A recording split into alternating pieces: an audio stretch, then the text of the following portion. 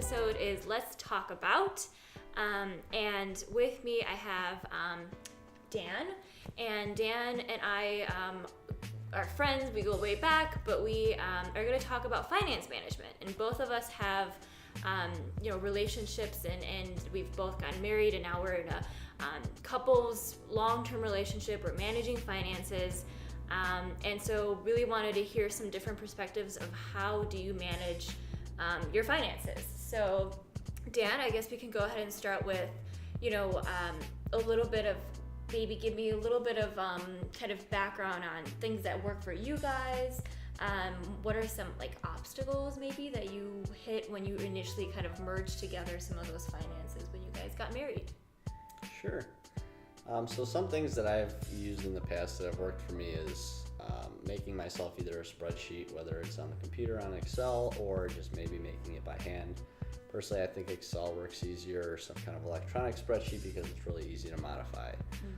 So for me, it's pretty basic. You start out with your expenses, which are things that, based on a month to month, you can either have additions to or things that you'll take away depending on what they are. So for me, I always have my permanent expenses and then my adjustables. The permanent ones, will be things like your mortgage, your car payment, your student loans, things that you really can't adjust because they're always going to be there. Versus your adjustable expenses, you have your cell phone bill, you have a gym membership, you have whatever the case is, something you can adjust if you really needed to get rid of it to save some extra money.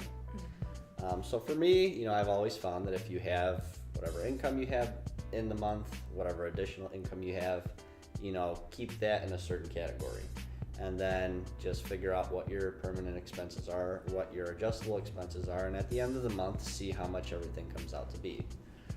So one thing to be particularly careful with is credit cards.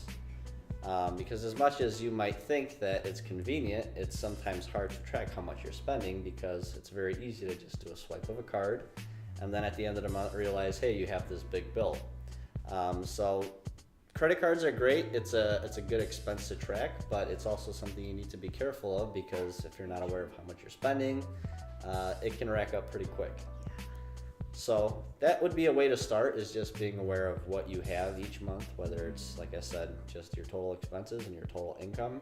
And at least that way you can say, hey, if I want to save up an extra $500 to $1,000 a month, I know how much I can wiggle in a certain area or how much I can't. So that was a way to start before I was married. Of course, once you get married, then the discussion will come of, well, you have to see whether you and your significant other are comfortable enough to have an account together. And that really just depends on the couple. For us, me and my wife, we have separate accounts, but yet we are both aware of how much we have in each account each month, because it's all accessible to both of us. So I think for me, I've always felt comfortable with that. I don't feel like we have to have one particular bank account. To me, it really doesn't matter. So again, it's just, I think, having open communication, seeing what's more comfortable for each person.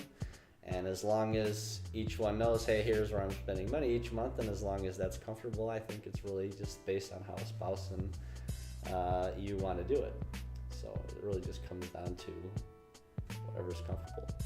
Yeah, I think for me, we have very similar, strategies. We kind of balance this Excel spreadsheet. We actually also use Mint as to kind of keep stuff together and track it. And so we manage separate bank accounts. We also have one that we kind of use to track for our own mortgage type of things. But one thing I try to do, it's not always fun, but we try to make it fun, is schedule every other month we have a finance discussion, and we get make it fun, we're get some buy some wine and talk, make it more of a fun event versus actually having to talk about finances. So that's what we ended up doing, is we have these every other month discussion of where are we at, how are we doing based on where we want to be. But it seems like you have monthly. Do you have monthly discussions, or do you just do it yourself? I think we mainly do monthly. So if there's a month where we might see some more expenses, I might be like, hey, so this month we have this coming up. And that's another good thing, is keeping in mind what big payments you have coming up at what times, so at least you're both aware that, hey, maybe this month we need to set back a little bit because we have a bigger payment coming up. Yeah. So it's not only just tracking what you have each month, but it's also tracking when do I have those bigger payments? When are my taxes due? When are taxes coming up? Will I owe the government? Will I get back? Yeah. There's a lot of factors to always be considering. So very true. So sometimes having that discussion with your spouse, they might be like, hey, you probably forgot about this one. Maybe let me remind you. Yes. And you, I know like for both of us, we both came in with our own student loans and things like that. Was that a difficult conversation to have? How do you maneuver that? Maybe one person has more loans than the other. How do you come into a conversation where you don't want to make the other person in the relationship feel that they're like the bearer of the loans, but like you're really trying to help kind of together pay through it? Again, that's really just, I guess, a conversation of comfort. For me personally, I knew what, we were expecting to come into the relationship from both ends. So for me, I had a lot less student loans to pay off versus my wife had a lot more. Yeah. And I was okay with that. And it's a majority of, just figuring out, well, hey, how are we going to manage these bigger payments that, one person might bear more of a burden for, right? So for us, it was, hey, I know, let me handle a majority of our fixed expenses and you can handle more of your loans.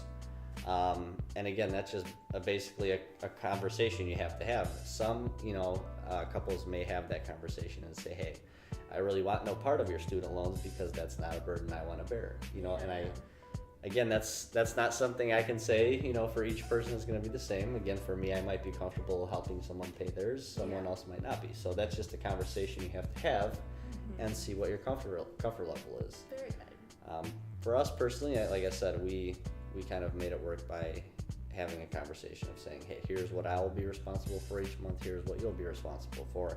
And if I can help contribute, whatever extra I have that month, maybe I'll help towards the loan. Yeah. And I think, in addition to how you have a lot of loans, you have a lot of expenses, do you feel like you can still manage time and opportunities to save to go on a nice vacation? Have you guys been able to kind of feel like that there's not, it is manageable and people can do it if they manage their finances? Yeah, I think it's very manageable. It's just a matter of, again, planning it out. So, if you're, let's say, 25 or 30 years old and you're like, hey, I want to buy a house. Well, if you want to have, some fun vacations and things, maybe it's not a good time to buy that $300,000 house. So maybe you downgrade and get something smaller, and then that way your mortgage is a little less. You have a little extra money each month to save up to say, hey, maybe you want to spend $1,000 or $2,000 or $3,000, over the summer and go have a nice vacation. Yeah. Versus if your mortgage is a lot higher, you're fixed paying nothing but that mortgage each month, and then you can't go anywhere. Yeah. Or, you buy that luxurious car maybe that you wanted, but now your payments are so high you have nothing extra to save because your paycheck's gone every month. It's true. So it's kind of really realizing what you want more and just kind of fixing your budget around it. And as long as you can maintain a little bit extra room each month to say, hey, I can save up an extra $200-$300 I can put aside, it's always manageable, but you have to be aware of what you're going to be spending. Yeah, so true. All right, well, I think that was really, really helpful. I think for me, maybe a few kind of final words that you have for the viewers of, here are some big takeaways of how do you manage your money, both independently, but maybe with another person involved. Would love to hear some tips from you. Sure, I would say always be aware of, how much you have coming in each month, and always be aware of how much you have coming out each month. Always be able to have open conversations about how much you and your partner are willing to spend and whether you're both willing to let each other know how much that is. So as long as you can keep track of your expenses, your income, and everything else in some way, shape, or form on some kind of document, on something, it's always going to be easier for you to visualize what you're dealing with each month versus just taking a bill and taking it out of your bank account every month and not tracking it at all. It really doesn't give you a good idea of what you're spending and what you're losing each month from your income and your expenses. So it's always, I think, in my mind, better to keep track through documentation, things like that, because at least that way, if you want to pull an expense out, you want to add an expense, you want to save up some money for vacation, like we said, you have the ability to see it visually versus just trying to keep it track in your mind. That's true. I think the big thing, key takeaway for me is have an open dialogue. Don't make finance be something that you talk about when it's too stressful to talk about it, right? Sure. It's just like keep the conversation, and it becomes just a natural thing to just take track of every month. So Yeah. awesome. Thank you so much for Thank all you. of your like wisdom, and please subscribe if you have interest in these types of topics, and if you have any comments for Dan or myself, please leave them in the comment section below.